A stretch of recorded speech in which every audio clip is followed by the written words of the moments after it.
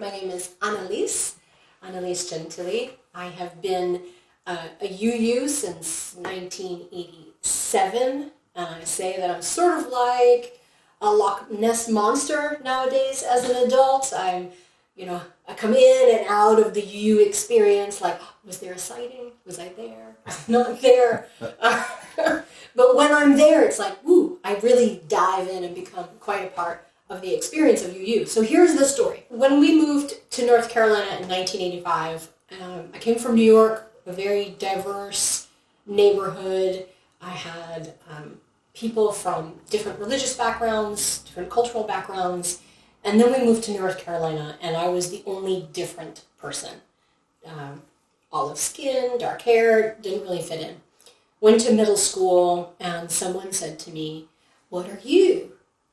And I said, "Well, I'm Dutch, Italian, German, French, Russian, Polish, and Swiss, up to my great-great-grandparents." And she looked at me with this blank stare, and she rolled her eyes, and she said, I'm Southern Baptist. What are you?" And I didn't know how to quite answer that. I was baptized as a baby. I grew up in a kind of Catholic Sunday school just on occasion, maybe when someone else would take me.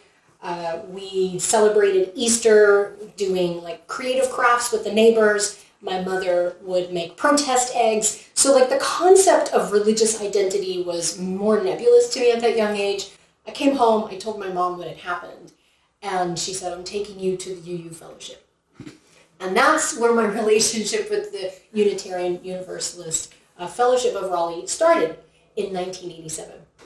And she said, "I want you to learn good questions so you can figure it out yourself." So I'd say in a nutshell, one of my favorite services, besides really getting involved in the youth group, becoming a religious educator, becoming an OWL leader, and inspiring the youth, was one morning I came into the fellowship and there was this big flip chart outside when we were selling like t-shirts and bagels, and it said, "Do you believe in God? Yes, no, maybe. Check here." And in the beginning of the service, I just sort of noticed it, and there were a few checks and X's. But afterwards, after 2 services in a row, it was filled across the board with all these X's and checks. And I thought, that is really interesting. I was looking for this question to tell me what I believe, and it didn't answer that. But what it did tell me is that this room, this conglomerate of thinkers, can be together and have differing opinions. And everyone was on a quest to try to explore what is the unknown, what is the mystery. And that's the biggest takeaway, I'd say, that came from my experience as a youth going through the Unitarian Fellowship process, the experience. I had developed great friendships.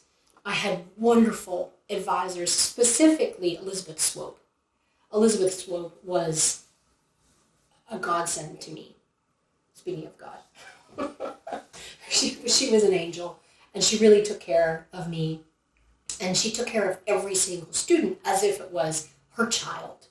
And I still talk to her this day, and I haven't seen her in many, many years. But the fellowship has gone through a lot of changes. And as I grew up as an adult, I thought back to my time as a youth and what that did and how it shaped me. And I visited a few times, even specifically after 9/11, which ironically today is 9/11 that we're recording this, 24 years ago. And, the fellowship got big when it expanded, when it grew another building. And I didn't know as many people, and maybe at the time it was also trying to reshape itself.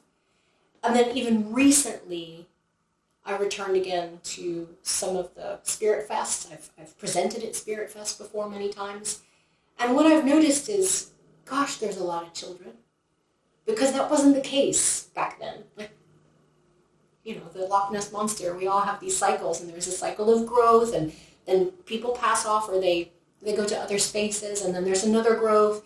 And through all these years, I mean, the 80s to now, 30-something years of the experience of witnessing a faith-based congregation going through growth, it's going through another growth. And I'm 50. I will be next month. And to see the young children, it gives me hope that they will ask good questions, that they will explore what it means to be in relationship with each other, with curiosity, with nature, with the political and social landscape that we get an opportunity to shape in this country. So I really appreciate the teachings that it gave me.